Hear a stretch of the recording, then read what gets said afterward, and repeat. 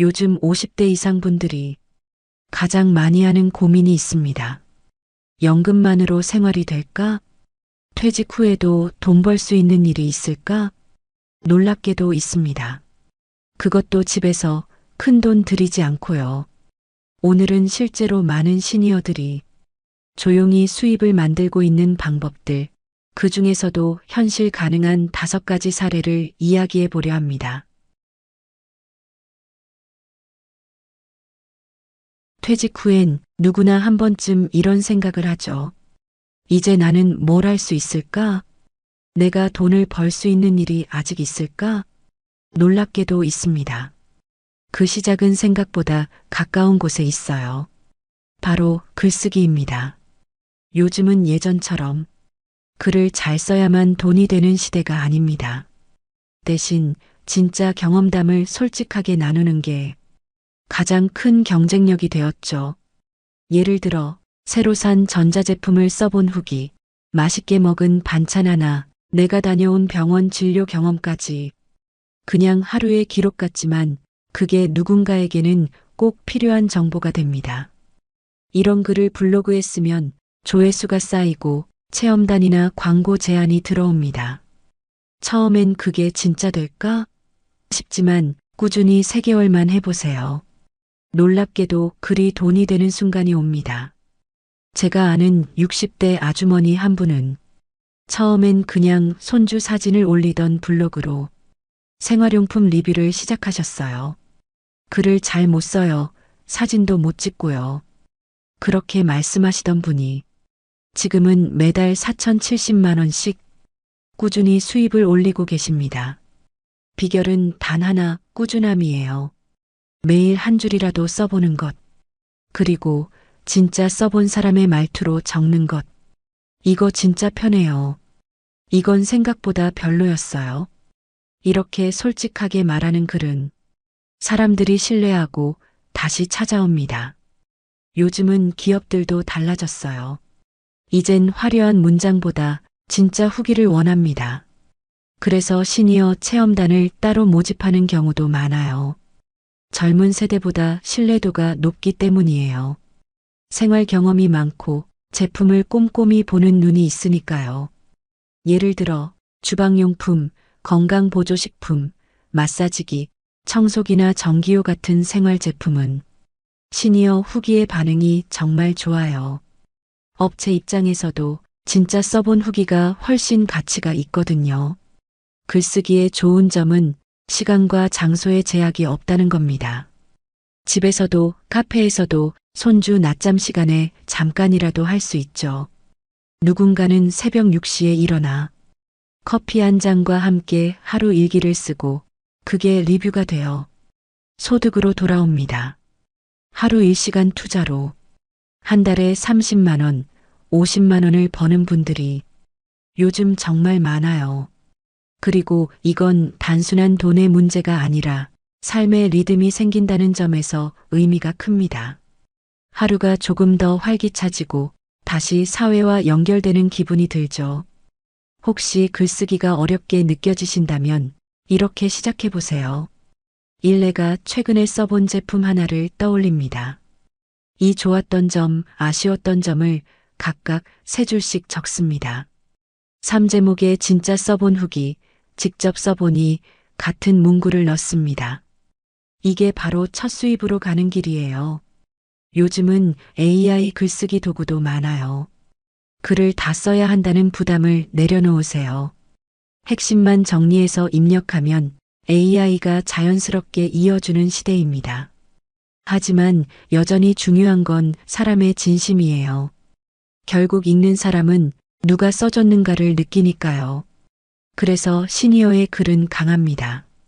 경험에서 나오는 말에는 묵직한 신뢰가 있거든요. 글로 돈을 번다는 건 사실 기록으로 나를 인정받는 일이에요. 누군가는 부업이라 부르지만 누군가에겐 나도 아직 사회의 일원이라는 증거가 됩니다. 돈보다 큰 건 그 자존감이에요. 오늘 내가 쓴 글이 누군가의 검색창에 뜨고 그 사람이 내 글을 보고 도움을 받는다는 것. 그게 얼마나 값진 일인지 해본 사람은 압니다. 이제 시작해 볼까요? 오늘 하루 내가 쓰는 물건 중 하나만 골라 짧게 적어 보세요. 사진을 찍고 느낀 점을 세 줄만 써보세요. 그게 바로 첫걸음입니다. 작은 글 한 편이 쌓여 당신의 월 100만 원 루틴이 될 수 있습니다. 돈을 버는 일은 꼭 새로운 걸 배우는 일만은 아닙니다. 가장 쉬운 시작은 집안을 정리하는 것부터예요. 사람들은 흔히 말하죠. 팔 게 없어요. 그런데 막상 꺼내보면 집안엔 생각보다 쓸모 있는 물건이 참 많습니다. 잘 안 쓰는 가방, 몇 번 입고 넣어둔 옷, 안 맞는 운동화, 심지어 오래된 주방기구까지. 이런 물건들을 그냥 버릴까 하는 대신 팔아볼까로 바꾸는 순간 부업이 시작됩니다. 요즘은 예전처럼 시장에 나가서 파는 시대가 아닙니다. 스마트폰 하나면 충분하죠. 당근, 번개장터, 헬로마켓 같은 중고 거래 앱이 너무 잘 되어 있어서 사진 몇 장 찍고 올리면 그날 안에 연락이 오기도 합니다. 제가 아는 분 중엔 60대 초반의 할머니 한 분이 계십니다. 처음엔 손주 옷을 한 벌 팔아본 게 시작이었어요. 그런데 그 한 번의 거래가 너무 뿌듯해서 계속하게 되셨대요. 그렇게 일주일에 두세 번씩 올리다 보니 한 달에 40에서 80만 원 정도가 꾸준히 들어오게 되었죠. 이분이 하신 말씀이 인상적이었어요. 물건을 파는 게 아니라 내 시간을 정리하는 기분이에요. 그 말이 참 와닿았어요. 돈도 좋지만 쌓여있던 짐을 정리하면서 마음까지 가벼워지는 거죠. 그리고 놀라운 건 이게 꾸준히 할수록 돈이 되는 일이라는 겁니다. 중고거래에서 중요한 건 많이 올리는 것보다 꾸준히 올리는 것이에요. 처음엔 물건을 팔아도 10명 중 9은 흥정만 하다가 끝나지만 한 명이 사면 자신감이 생깁니다. 그 다음부터는 쉬워집니다. 사진 찍는 법도 익숙해지고 어떤 문구를 써야 반응이 좋은지도 감이 오죠. 예를 들어 한두 번 사용한 깨끗한 제품이에요. 생활기스는 있지만 사용엔 문제 없습니다. 이런 문장들이 사람들의 마음을 열어줍니다. 솔직한 표현, 그게 신뢰예요. 물건이 팔리면 그 돈은 꼭 소소한 기쁨에 써보세요. 좋은 커피 한 잔, 꽃 한 송이, 손주 장난감 하나. 그럴 때 돈이 살아있다는 느낌이 납니다. 그게 바로 자존감의 순환이에요. 처음엔 팔 게 없다고 생각하지만 시간이 지나면 눈이 바뀝니다. 이건 팔면 좋겠다. 이건 다른 사람에게 유용하겠다. 이렇게 돈 되는 눈이 생기기 시작합니다. 그 다음 단계로 가면 재판매 루틴이라는 게 생겨요. 다른 사람에게서 싸게 산 물건을 다시 깨끗하게 정리해 파는 거죠. 이걸 반복하면 하루에 한두 건씩 꾸준한 거래가 이어집니다. 어떤 분은 이걸로 한 달에 100만 원 가까이 벌기도 했어요. 중고 거래의 진짜 매력은 누구나 할 수 있다는 겁니다. 자본이 필요 없고 시간도 자유롭습니다. 특히 60대 이후에는 무겁지 않은 일, 사람과 부드럽게 연결되는 일이 오히려 오래갑니다. 중고 거래는 그 점에서 정말 좋아요. 감사합니다. 잘 쓸게요. 예쁘게 쓰세요. 이런 한마디가 오가는 순간 돈보다 따뜻한 온기가 남습니다. 처음 시작하시는 분이라면 이렇게 해보세요. 첫째, 하루에 한 가지씩 안 쓰는 물건을 꺼내보기. 둘째, 스마트폰으로 자연광 아래 사진 찍기. 셋째, 제품 이름, 사용기간, 상태를 솔직히 적기. 넷째, 가격은 시세의 80% 정도로 시작하기. 다섯째, 판매 완료 후엔 꼭 인사 남기기. 이 5가지면 충분합니다. 처음부터 완벽할 필요는 없어요. 꾸준히 하면 감이 생기고 그 감이 곧 수입으로 이어집니다. 중고거래는 단순히 물건을 파는 일이 아닙니다.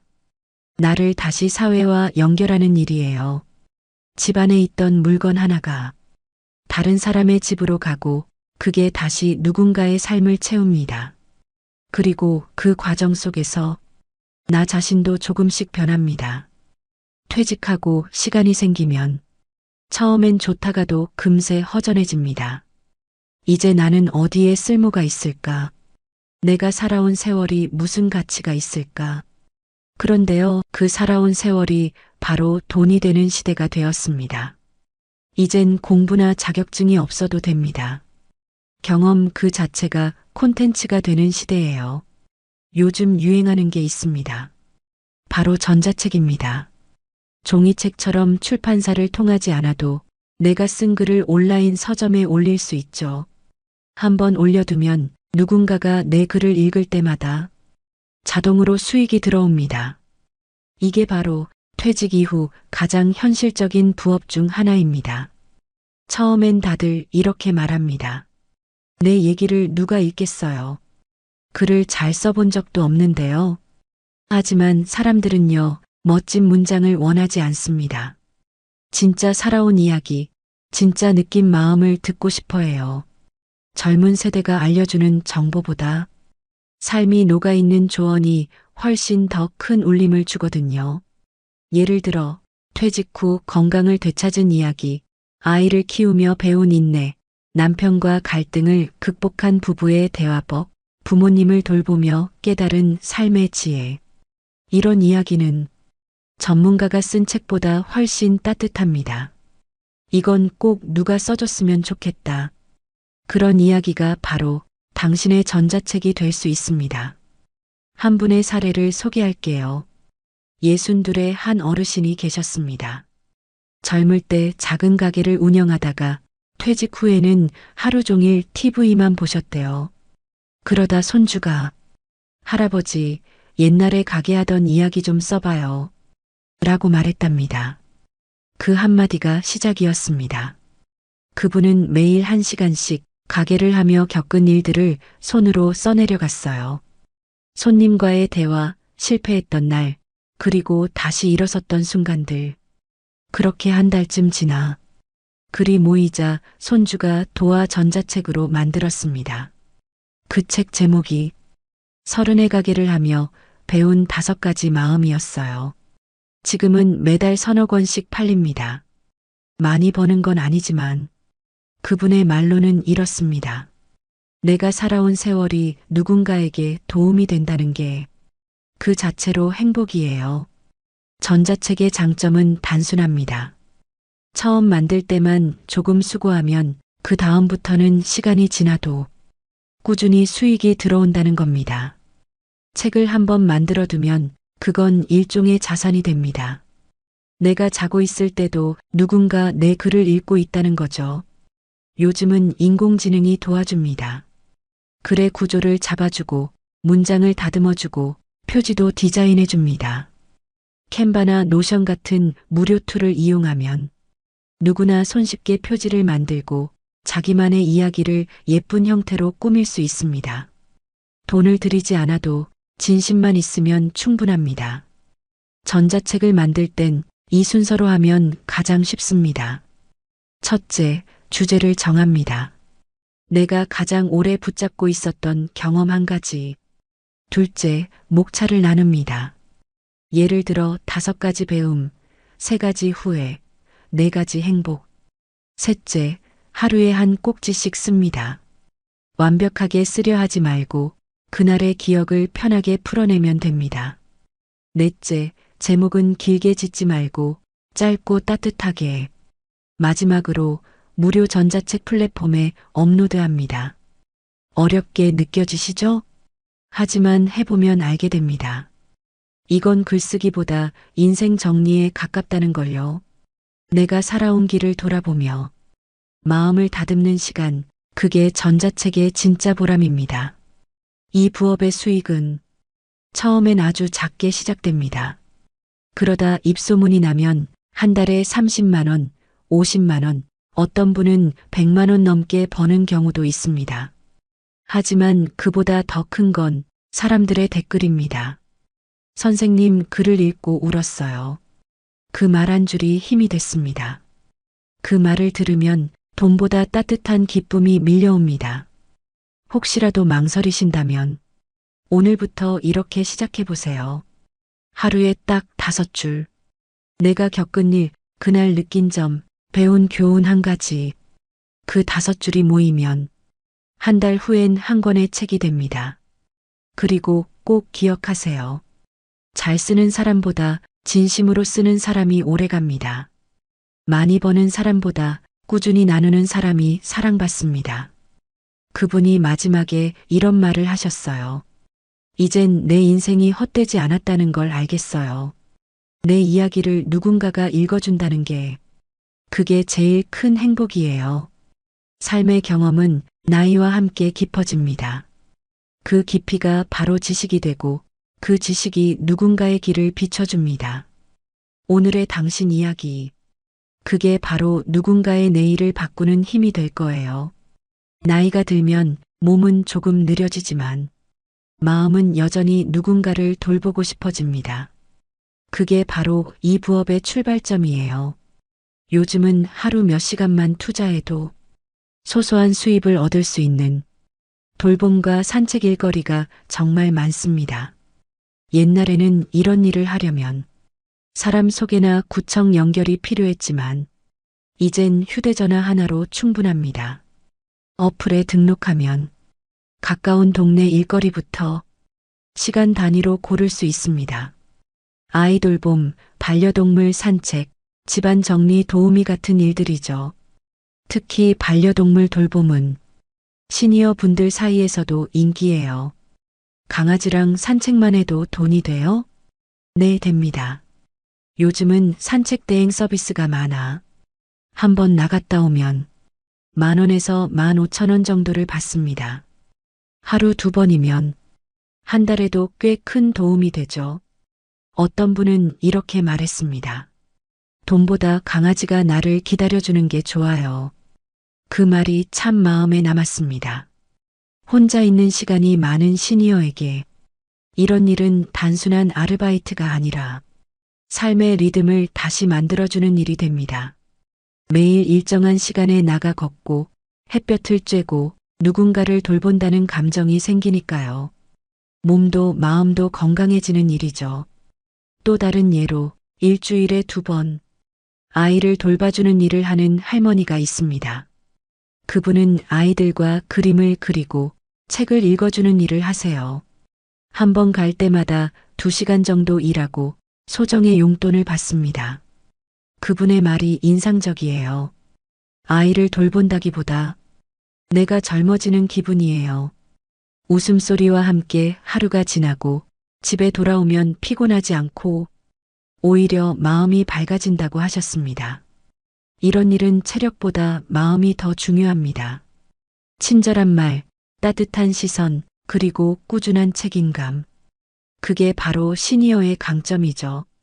젊은 사람들은 금방 지치지만 우리 세대는 기다릴 줄 알고 끝까지 맡은 일을 해내는 힘이 있습니다. 그래서 이런 돌봄 일거리엔 시니어 선호도가 높아요. 요즘은 지역마다 시니어 돌봄센터나 시간제 일거리 플랫폼도 늘고 있습니다. 거기에 등록하면 집 근처에서 가능한 일들을 소개받을 수 있어요. 예를 들어 병원 동행, 장보기 도움, 약국 같이 가기, 이런 가벼운 일들이 많습니다. 한번 나가면 2~3시간 일하고 2만 원 정도를 받는 경우도 있습니다. 시간이 자유로워서 손주 봐주는 날 피해서 할 수도 있고 본인 체력에 맞춰 선택하면 됩니다. 무엇보다 좋은 점은 사람과 연결된다는 거예요. 나를 기다려주는 누군가가 있고 내가 가면 반갑게 맞아주는 얼굴이 있습니다. 그 한 번의 인사로 하루가 달라집니다. 돈보다 큰 건 그 마음의 온도입니다. 한 어르신은 이렇게 말씀하셨어요. 일을 해서 좋은 게 아니라 내가 여전히 누군가에게 필요하다는 게 좋아요. 그 한마디가 이 일의 의미를 전부 설명해 줍니다. 돌봄과 산책 부업의 핵심은 단순합니다. 첫째, 내 체력에 맞는 일부터 시작하기. 둘째, 시간보다 관계를 소중히 하기. 셋째, 처음엔 수입이 작아도 포기하지 않기. 이 세 가지만 지키면 이 일은 오래 갑니다. 저는 이런 분들을 보며 이런 생각이 듭니다. 이건 돈을 버는 일이 아니라 삶을 다시 걷는 일이다. 걸음 하나하나가 건강이 되고 대화 한마디가 또 다른 하루의 의미가 됩니다.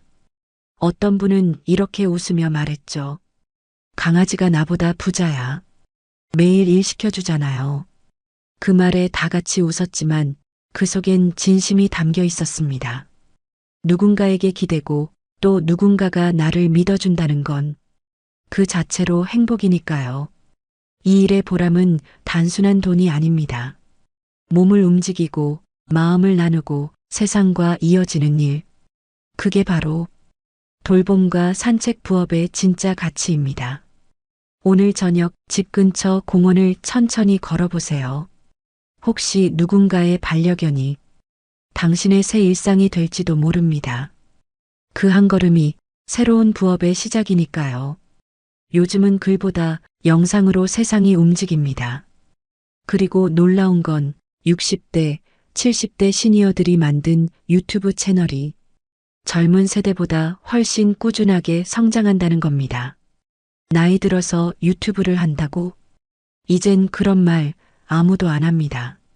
이건 단순한 영상이 아니라 삶의 기록이자 새로운 수입의 통로이기 때문이죠. 유튜브의 좋은 점은 큰 돈을 들이지 않아도 된다는 거예요.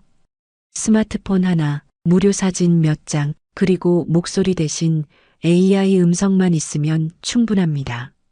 얼굴을 안 보여도 됩니다. 대신 진심을 보여주면 돼요. 사람들은 화려한 영상보다 따뜻한 이야기를 더 오래 봅니다. 제가 아는 한 어르신은 퇴직 후 무료하게 지내다가 손주의 도움으로 유튜브를 시작하셨습니다. 처음엔 그냥 일기처럼 영상을 만들었어요. 밭에서 채소를 따는 장면, 반려견과 산책하는 모습, 시장 보러 가는 하루. 그런데 어느 날 그 영상에 댓글이 달렸습니다. 선생님 영상 보니 마음이 편해졌어요. 그 한마디가 그분을 바꿨습니다. 지금은 일주일에 2편씩 꾸준히 올리며 채널을 운영하고 계십니다. 그분의 말이 기억에 남아요. 돈보다 내 이야기를 들어주는 사람이 생긴 게 제일 고맙습니다. 유튜브는 돈을 버는 플랫폼이기도 하지만 사람과 연결되는 공간이기도 합니다. 처음엔 조회수가 적고 반응이 없어도 괜찮아요. 영상 하나하나가 조용히 당신의 이야기를 전하고 있으니까요. 그리고 어느 날 어떤 영상 하나가 예상치 않게 퍼집니다. 그때부터는 인생이 조금 달라집니다. 많은 분들이 이렇게 시작합니다. 첫째, 내가 자주 말하는 주제를 정합니다. 건강, 인생, 가족, 음식, 여행. 그중 마음이 가는 걸 고르세요. 둘째, 대본은 짧게 대신 진심을 담아 적습니다. 셋째, 사진이나 영상은 무료 사이트에서 찾아 사용하세요. 예쁜 배경이나 따뜻한 이미지면 충분합니다. 넷째, AI 음성이나 본인 목소리로 나긋하게 녹음합니다. 마지막으로 꾸준히 올리기. 이게 가장 중요합니다. 유튜브의 수익 구조는 단순합니다. 사람들이 영상을 오래 보면 그만큼 광고 수입이 들어옵니다. 조회수보다 더 중요한 건 시청 시간이에요. 그래서 이야기가 중심이 되는 시니어 채널은 오히려 오래가는 힘이 있습니다. 어떤 분은 이렇게 말했습니다. 처음엔 용돈벌이로 시작했는데 지금은 제 삶의 일부가 됐어요. 그 말이 참 따뜻하죠. 유튜브는 단순히 영상을 올리는 일이 아니라 하루를 의미 있게 만드는 습관입니다. 하루 한 편의 영상이 나를 세상과 이어주고 또 누군가의 하루를 위로해 줍니다. 그리고 요즘은 얼굴을 안 보여도 목소리를 안 내도 충분히 가능합니다. AI 음성으로 대사를 넣고 무료 사진이나 배경음악으로 꾸미면 됩니다. 중요한 건 기술이 아니라 내용이에요. 사람들은 완벽한 영상보다 진심이 느껴지는 영상을 좋아합니다. 처음엔 낯설고 어려울 수 있습니다. 하지만 3편, 5편, 10편을 올리다 보면 감이 생깁니다. 처음 조회수가 10번이던 영상이 한 달 뒤엔 1000번이 되고 그게 반복되면 어느 날 수익화 승인이라는 기쁜 소식을 받게 되죠. 그 순간은 정말 뿌듯합니다. 이런 말을 하는 분도 계셨어요. 퇴직하고 나서도 이렇게 내가 누군가에게 도움이 될 줄 몰랐어요. 그분은 지금 노후 생활 정보를 전하는 채널을 운영하며 매달 일정한 수입을 얻고 있습니다. 유튜브의 가장 큰 장점은 평생직이라는 점이에요. 은퇴가 없습니다. 몸이 허락하는 한 언제든지 내 이야기를 전할 수 있습니다. 나이와 상관없이 시작할 수 있고 경험이 많을수록 콘텐츠가 깊어집니다. 이제 당신 차례입니다. 오늘 하루 내가 전하고 싶은 이야기 한 줄만 써보세요. 그게 다음 영상의 시작이 될 거예요. 완벽하지 않아도 괜찮습니다. 지금의 모습 그대로 그게 바로 사람들의 마음을 움직입니다. 한 어르신이 마지막에 이렇게 말했어요.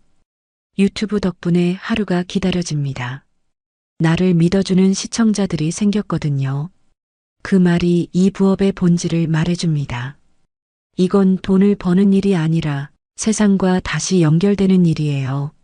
오늘 당신의 이야기를 누군가 기다리고 있습니다. 용기 내서 첫 영상을 만들어 보세요. 그게 평생의 부업이 될지도 모릅니다. 부업의 시작은 쉽습니다. 하지만 끝까지 이어가는 사람은 많지 않습니다. 처음엔 누구나 의욕이 넘치죠. 오늘은 꼭 해보자. 이번 달엔 돈을 벌어보자.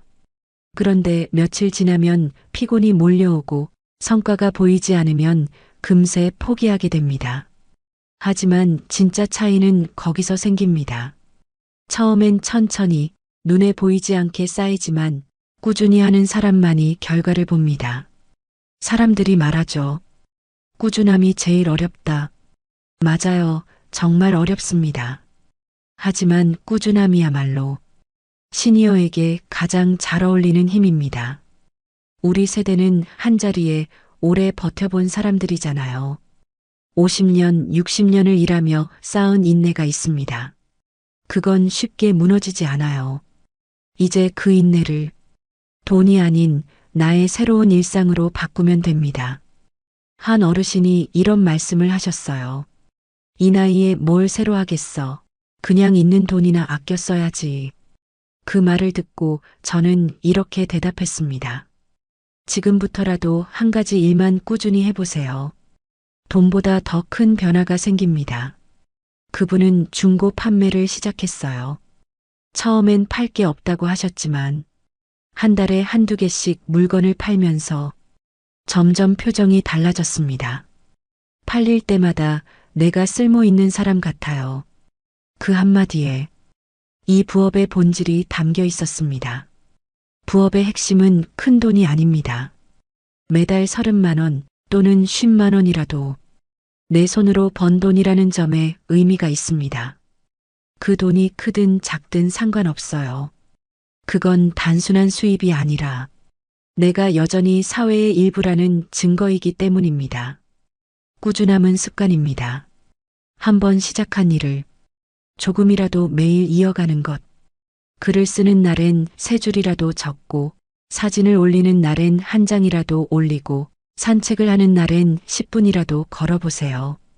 그게 쌓이면 어느 날 나도 모르게 인생이 달라져 있습니다. 어떤 분은 이렇게 말씀하셨어요. 하루라도 안 하면 허전해요. 이젠 부업이 아니라 내 일상이에요. 그 말이 얼마나 멋진지 모릅니다. 처음엔 돈을 위해 시작했지만 이제는 삶의 의미가 된 거죠. 사람들은 결과를 빨리 보려 합니다. 하지만 꾸준한 사람은 압니다. 결과는 느리게, 조용하게, 하지만 분명하게 찾아옵니다. 어제의 나보다 오늘 조금 더 나아졌다면 그게 바로 성공입니다. 혹시 지금도 망설이고 계신가요? 나도 할 수 있을까? 이제 시작해도 늦지 않았을까? 괜찮습니다. 지금 이 영상을 보고 있다는 것만으로 이미 시작하신 거예요.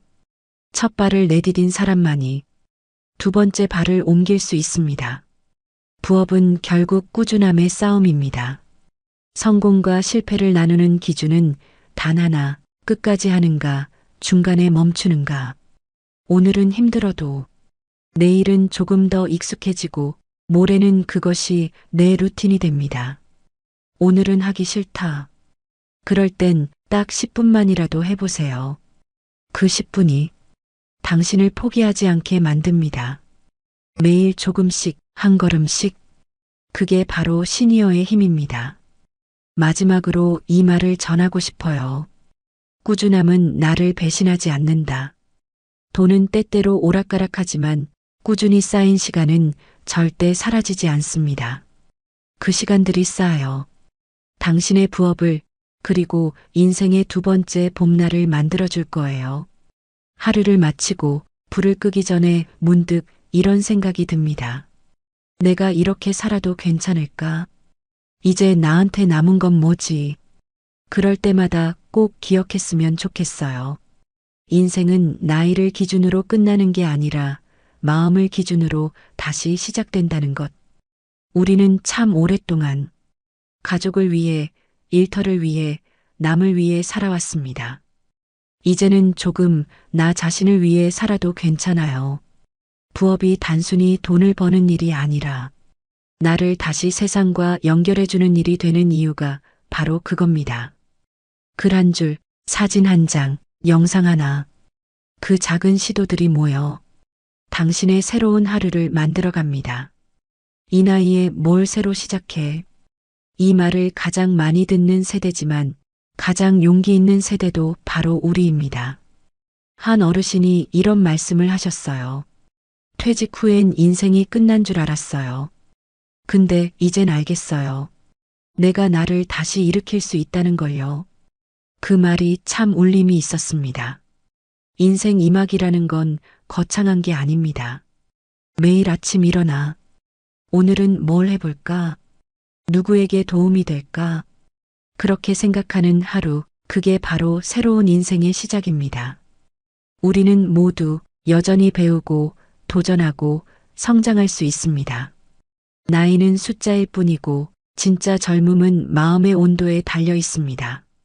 지금 이 영상을 보고 계신 분들께 꼭 전하고 싶어요. 당신의 이야기는 아직 끝나지 않았습니다. 아니, 이제 시작입니다. 오늘부터라도 하루 한 걸음씩 내 삶을 조금씩 바꿔보세요. 그게 글이든 중고 판매든 산책이든 영상이든 무엇이든 상관없어요. 시작했다는 사실이 가장 중요합니다. 혹시 주변에서 이런 말을 하더라도 괜찮아요. 그걸 해서 뭐가 달라지겠어? 그럴 때 이렇게 대답해 주세요. 내 마음이 달라졌어요. 그 한마디면 충분합니다. 당신이 움직이면 세상도 따라 움직입니다. 오늘의 당신이 내일의 용기가 되고 그 용기가 또 다른 사람을 움직입니다. 그리고 어느 날 문득 이렇게 말하게 될 거예요. 지금이 제 인생에서 가장 행복합니다. 그 말이 자연스럽게 나올 때, 그때가 바로 인생 이막의 진짜 시작입니다. 마지막으로 이 말을 남기고 싶어요. 노후는 기다리는 게 아니라 만들어가는 겁니다. 작은 시작 하나가 당신의 새로운 봄날이 될 거예요. 좋아요와 구독, 그 한 번의 손짓이 다시 일어서려는 누군가에게 큰 힘이 됩니다. 오늘도 당신의 하루를 응원합니다. 50만 원어치 명절상을 차려놓고 하루 종일 아들 부부를 기다린 어머니. 그러나 그날 아들은 오지 않았습니다. 전화 한 통으로 전해진 건 믿기 힘든 이야기. 홀로 남겨진 어머니 앞에 결국 충격적인 반전이 찾아옵니다. 며칠 전부터 어머님의 마음은 분주했습니다. 명절이 다가온다는 생각만으로도 가슴이 설레고 또 한편으로는 긴장이 되었습니다. 나이가 들어 예전만큼 몸이 따라주진 않았지만 자식들과 손주들이 집에 모인다고 생각하면 어느새 힘이 솟아났습니다. 어머님은 장바구니를 들고 시장을 누비셨습니다. 차가운 바람이 얼굴을 스쳤지만 마음은 오히려 따뜻했습니다. 생선가게 앞을 지나며 멸치를 한 줌 집어보고 채소가게에서 무와 배추를 고르고 정육점 앞에 멈춰서서 가장 좋은 소갈비를 골랐습니다. 값은 예전보다 훨씬 비쌌지만 망설임은 없었습니다. 손주 좋아하는 소갈비찜 꼭 해줘야지.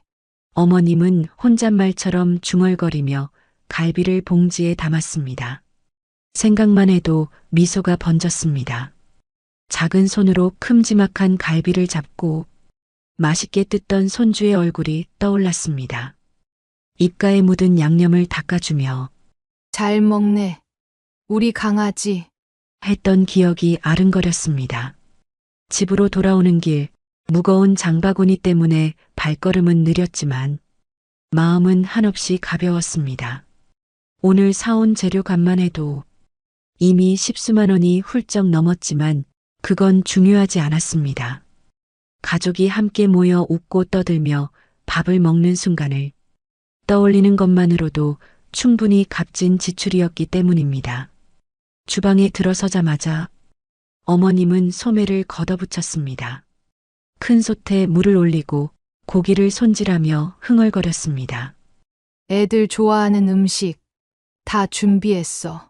잡채도 하고 전도 부치고 갈비찜도 푹 끓여야지. 눈빛은 분주했지만 표정에는 행복이 묻어났습니다.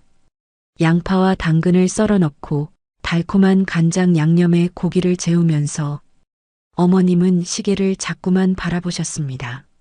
이 정도면 손주 둘이 실컷 먹고도 남겠지. 사위는 고기 좋아하니까 조금 넉넉히 해야겠다. 하나하나 음식의 주인을 떠올리며 정성껏 손길을 더했습니다. 냄비에서 피어오르는 고소한 냄새가 집안을 가득 채웠습니다. 어머님의 마음도 점점 더 따뜻해졌습니다. 빈 거실을 바라보며 상에 놓일 음식들을 하나하나 그려봅니다. 여기는 아들, 저쪽은 며느리, 손주는 내 옆자리. 상상 속 식탁은 이미 웃음소리로 가득했습니다. 잠시 부엌에서 나와 거실을 둘러본 어머님은 테이블볼을 새로 깔고 의자도 정돈했습니다. 작은 화병에 국화 한 송이를 꽂으며 작게 속삭이셨습니다. 이제 진짜 명절 같구나. 아침 햇살이 창가에 스며들자 어머님은 준비해둔 음식을 하나씩 상에 올려봤습니다. 김이 모락모락 나는 소갈비찜, 노릇노릇 부친전, 색색의 잡채. 어머님의 얼굴에는 땀이 맺혔지만 미소는 지워지지 않았습니다. 아이들이 오면 정말 좋아하겠지. 고생한 보람이 있네. 창밖으로 어둠이 내려앉자 어머님은 잠시 손을 멈추고 창가에 섰습니다. 가족들이 도착할 시간을 떠올리며 마음은 어느 때보다 풍성했습니다. 집안에는 이미 50만 원어치의 음식이 준비되어 있었고 그보다 더 큰 기대와 설렘이 어머님의 가슴 가득 차올라 있었습니다. 이 순간만큼은 피곤한 줄도 몰랐습니다. 오히려 가슴이 두근거렸습니다. 명절은 이렇게 해야지. 가족이 모여야 명절이지. 어머님의 작은 목소리는 부엌을 넘어 텅 빈 거실에도 따뜻하게 울려 퍼졌습니다. 아침 일찍부터 부엌을 분주히 오간 어머님은 상 위에 음식을 차곡차곡 올려두셨습니다. 갈비찜은 윤기가 자르르 흐르고 잡채는 색색의 채소가 어우러져 먹음직스러웠습니다. 전도 바삭하게 부쳐져 한 접시만 놓아도 상이 풍성해 보였습니다. 어머님은 거실로 나와 상 위를 한참 동안 바라보셨습니다. 이제 이 정도면 충분하겠지. 애들이 오면 분명 좋아하겠지. 속으로 되뇌며 미소를 지었습니다. 시계는 아직 오전을 가리키고 있었지만 어머님의 마음은 이미 오후가 되어 있었습니다. 아들 부부와 손주가 곧 문을 열고 들어올 것만 같았습니다. 차 막히기 전에 좀 서둘러 오면 좋을 텐데. 혼잣말을 하며 어머님은 거실 창가에 서서 도로를 바라보셨습니다. 집안 곳곳을 둘러보며 자리도 미리 정해 보았습니다. 여기는 아들 자리, 그 옆은 며느리. 손주는 내 옆에 앉히면 되겠네. 머릿속으로는 이미 식탁이 웃음소리로 가득 찬 듯 했습니다. 한숨 돌리며 소파에 앉았다가도 곧 다시 자리에서 일어나 부엌으로 향했습니다. 음식은 잘 보관되고 있는지, 불은 꺼뒀는지, 갈비찜 국물은 더 졸아들지는 않았는지 확인하고 또 확인했습니다. 시간은 조금씩 흘렀습니다. 오전의 햇살은 점점 강해지고 집안 공기는 따뜻했지만 어머님의 마음은 점점 초조해졌습니다. 시계를 볼 때마다 이제쯤 도착했겠지 하는 생각이 들었지만 현관문은 고요했습니다. 휴대폰을 손에 쥐고 혹시나 연락이 올까 몇 번이나 확인했습니다. 하지만 화면은 그대로였습니다. 어머님은 다시 상 위를 바라보며 자신을 달래듯 말했습니다. 오기 약속했으니 곧 오겠지. 내가 너무 서두른 걸지도 몰라. 잠시 후 밖에서 아이들 웃음소리가 들리는 듯해 어머님은 황급히 창문을 열었습니다. 하지만 소리는 옆집에서 들려오는 소리였습니다. 순간 웃음을 머금었던 얼굴은 다시 허전하게 굳어버렸습니다. 아직 시간이 좀 남았지. 어머님은 스스로에게 말했지만 불안한 기운은 조금씩 스며들고 있었습니다. 그래도 곧 도착할 거라는 희망을 붙잡으며 거실에 앉아 상을 바라보았습니다. 식탁 위 가득 차린 음식은 마치 누군가 오기를 기다린다는 듯 조용히 빛나고 있었습니다. 어머님은 다시 한번 자리에서 일어나 손주가 좋아하는 갈비찜을 바라보았습니다. 우리 손주, 이거 보면 제일 먼저 집어먹겠지. 생각만 해도 미소가 번졌습니다. 하지만 그 미소 뒤에는 말로 다할 수 없는 기다림의 무게가 조금씩 깃들고 있었습니다. 시간은 느리게 흘렀습니다. 어머님은 무릎 위에 손을 올려놓고 살며시 손가락을 꼼지락거렸습니다. 떨리는 마음을 애써 다독이는 듯 했습니다. 점점 더 커지는 기대와 함께 어머님의 마음속에는 작은 불안이 피어오르고 있었습니다.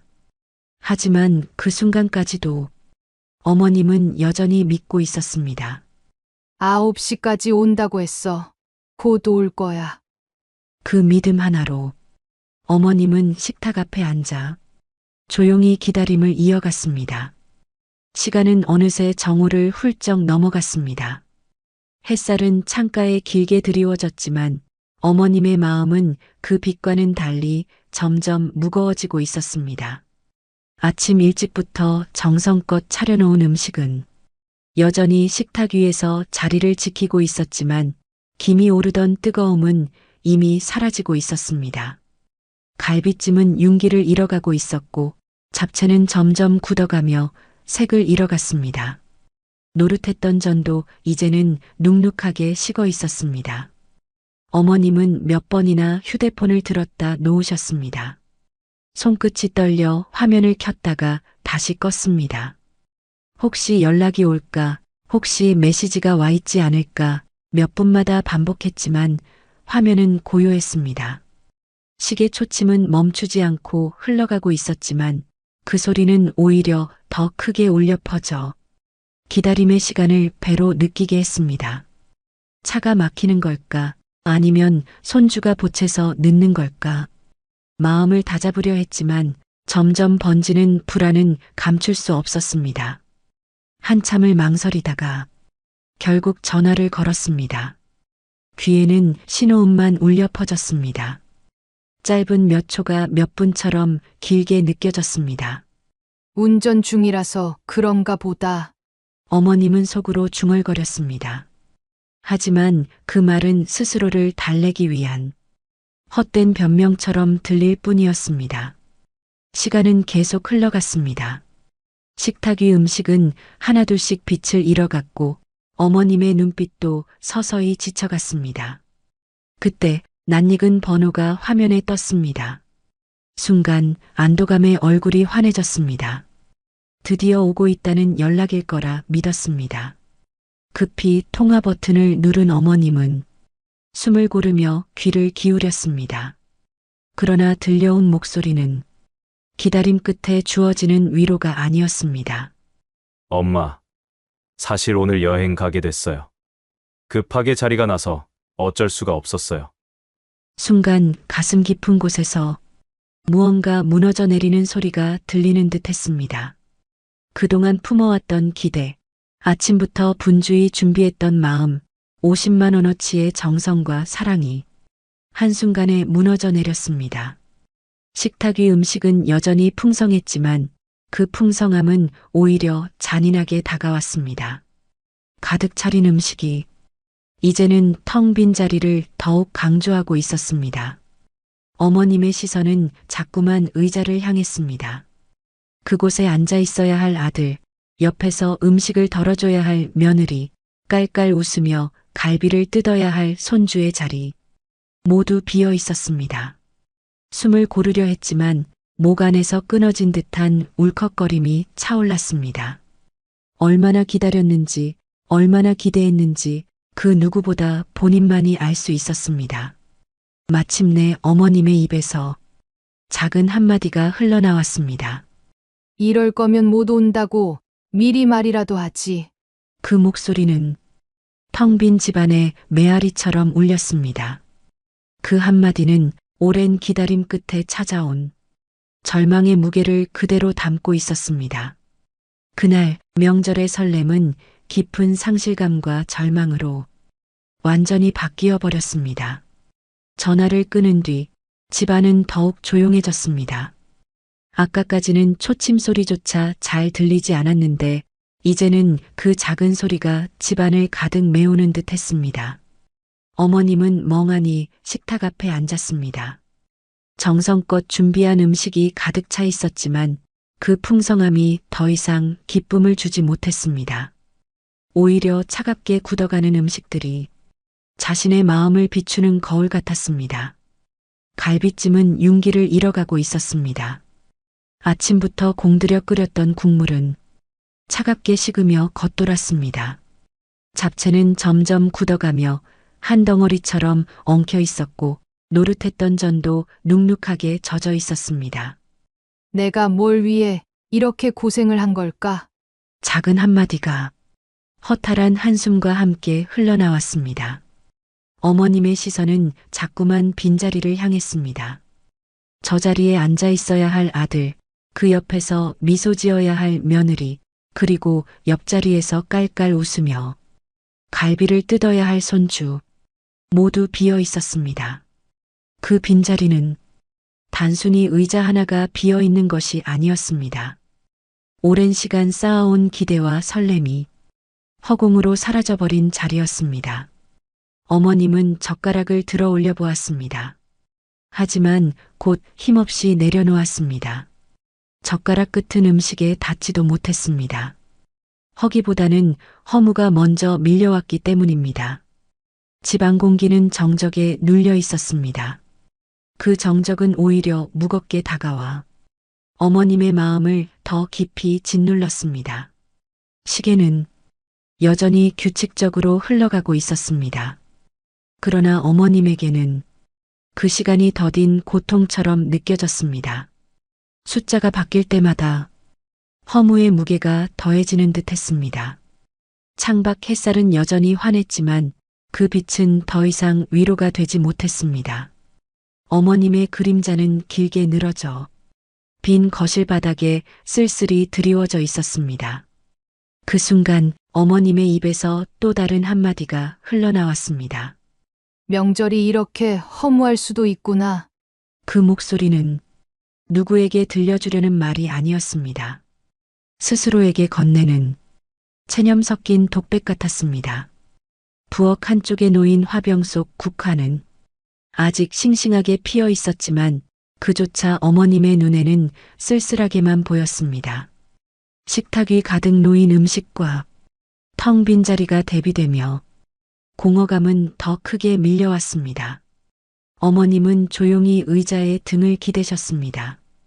눈을 감았지만 떠오르는 것은 오지 않는 가족들의 모습뿐이었습니다.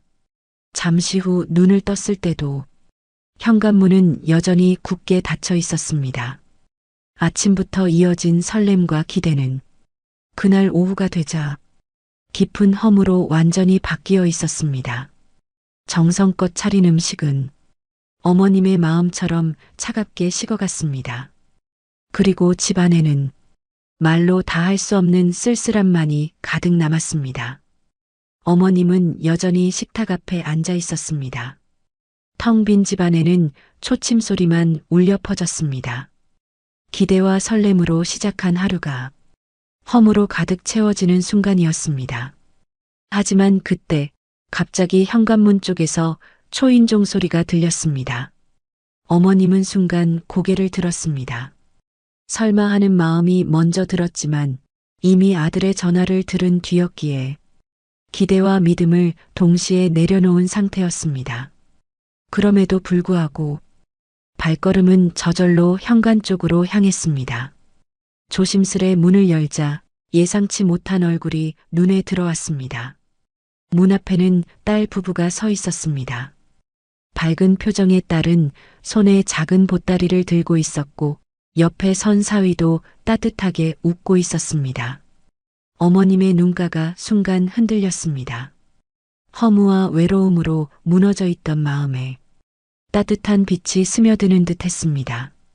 딸은 현관에 들어서며 조심스럽게 말했습니다. 엄마, 저희 먼저 왔어요. 시댁 부모님이 여행 가셨다길래 이번 명절은 엄마랑 먼저 보내려고요. 그 말은 무너져 있던 어머님의 마음을 붙잡아주는 한 줄기 위로 같았습니다. 순간 모간이 꽉 메이면서 눈물이 차올랐습니다. 아침부터 이어졌던 허무감이 딸의 한마디에 스르르 풀려나가는 듯 했습니다. 거실로 들어온 딸 부부는 식탁 위 음식을 보며 감탄했습니다. 와, 엄마 음식이 이렇게 가득하네요. 정말 수고 많으셨어요. 그 말에 어머님은 작게 웃음을 지었습니다. 괜히 많이 했다고 생각했는데 이제는 다행이구나. 오전부터 굳어가던 음식이었지만 딸과 사위가 함께 앉아 이야기를 나누자 다시 생기를 띠는 듯 했습니다. 식탁 위는 여전히 같은 음식이었지만 그 자리에 앉은 사람들의 온기가 모든 허물을 덮어주고 있었습니다.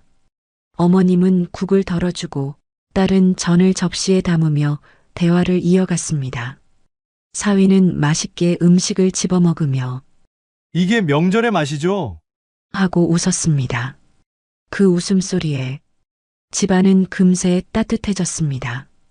조금 전까지 적막하던 거실이 이제는 웃음과 대화로 가득 채워졌습니다.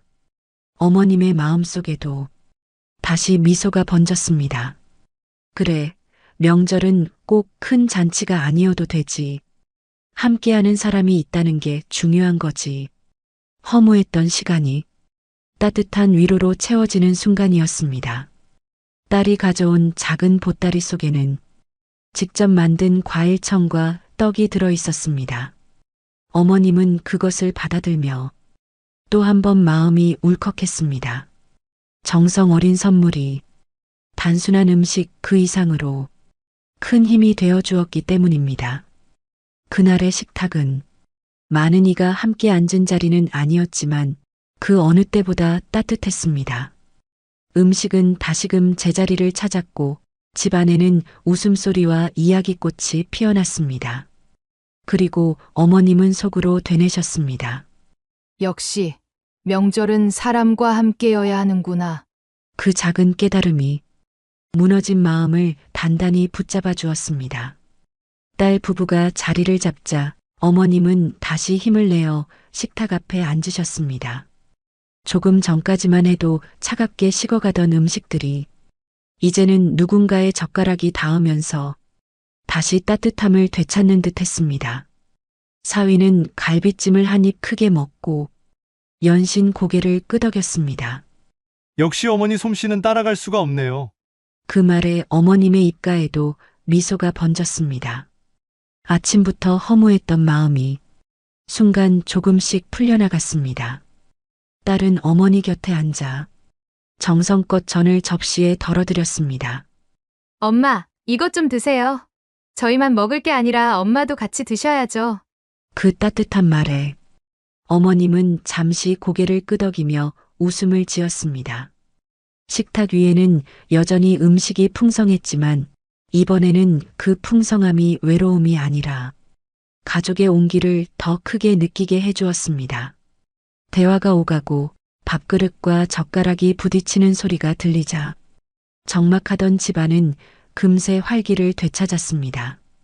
어머님은 잠시 젓가락을 내려놓고 두 사람을 바라보셨습니다. 그 모습이 마치 오래 기다리던 선물을 받은 듯 감사하고 소중하게 느껴졌습니다. 괜히 많이 했다고 생각했는데, 이제는 다행이구나. 짧은 한마디 속에는 허무에서 따뜻함으로 옮겨가는 마음의 변화를 고스란히 담고 있었습니다. 딸은 어머니가 힘들까봐 자꾸만 음식 접시를 챙겨주었습니다.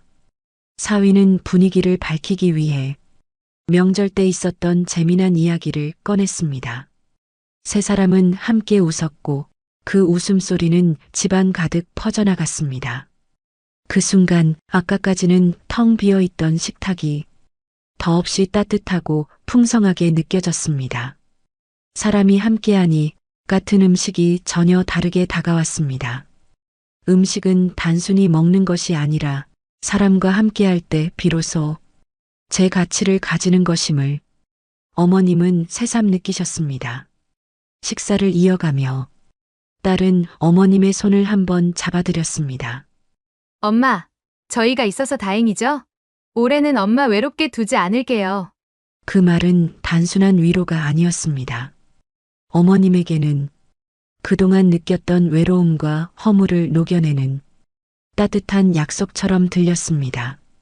식탁 위 음식은 조금씩 줄어들었지만 그 대신 대화는 끊이지 않았습니다. 집안에 울려 퍼지는 웃음소리는 차갑던 공기를 몰아내고 새로운 온기를 채워주었습니다. 그날 어머님은 깨달았습니다. 명절의 의미는 단순히 많은 음식을 준비하는 데 있는 것이 아니라 그 음식을 함께 나눌 누군가가 있다는 데 있다는 것을. 식탁에 앉은 세 사람은 비록 많지 않았지만 그 어느 때보다도 따뜻하고 든든한 한 끼를 나누고 있었습니다. 식탁 위에는 여전히 따뜻한 기운이 맴돌고 있었습니다. 갈비찜은 조금씩 줄어들고 있었고 잡채와 전도 하나둘 접시에 옮겨 담기며 소소한 대화가 끊이지 않았습니다. 집안을 가득 채운 웃음소리는 아까의 정적과는 전혀 다른 풍경을 만들어냈습니다.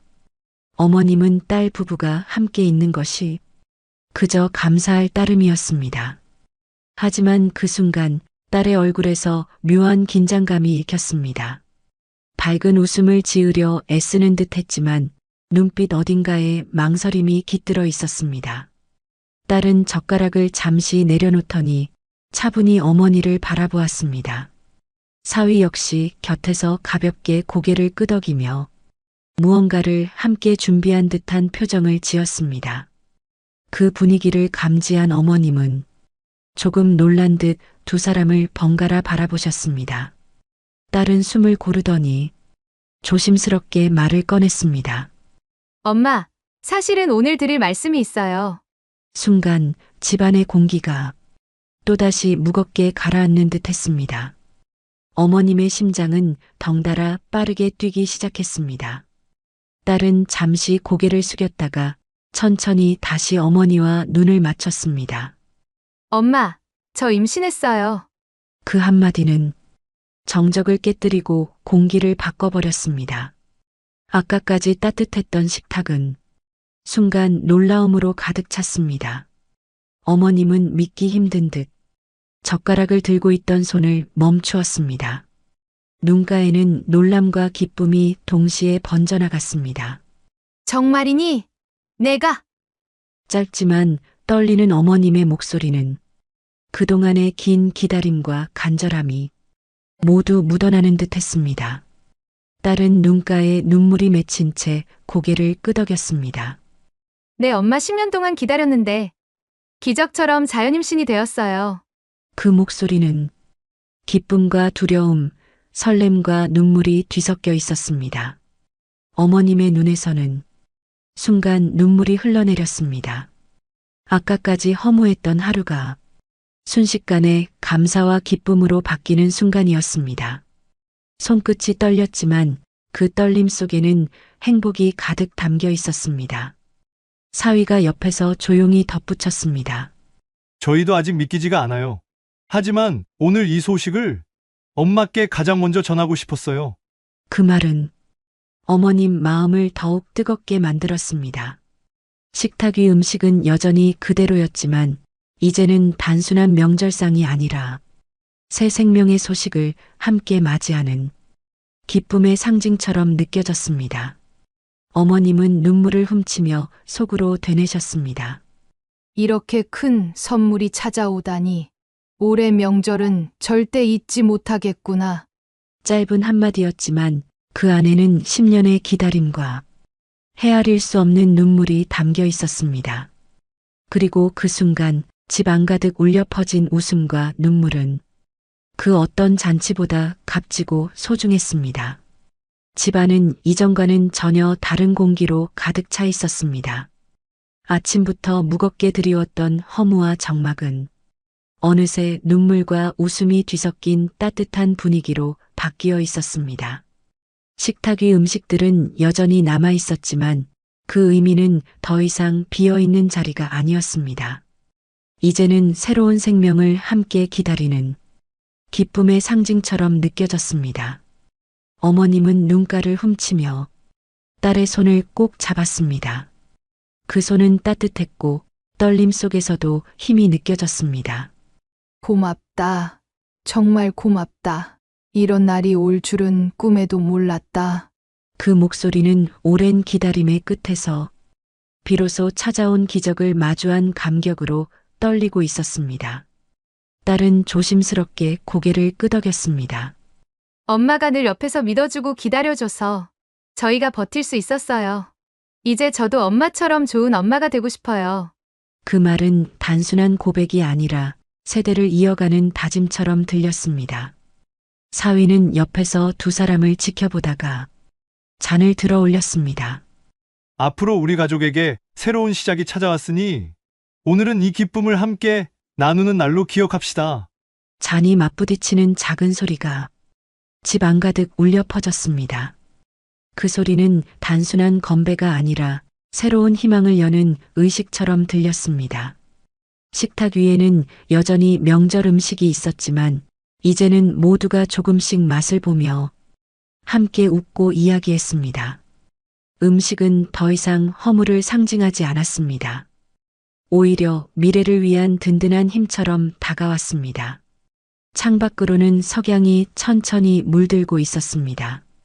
주황빛 햇살이 거실 안으로 스며들며 세 사람의 얼굴을 따뜻하게 비췄습니다. 어머님은 그 순간 마치 세상이 자신을 축복하는 것만 같았습니다. 허무했던 하루가 가장 뜻깊은 하루로 바뀌는 순간이었기 때문입니다.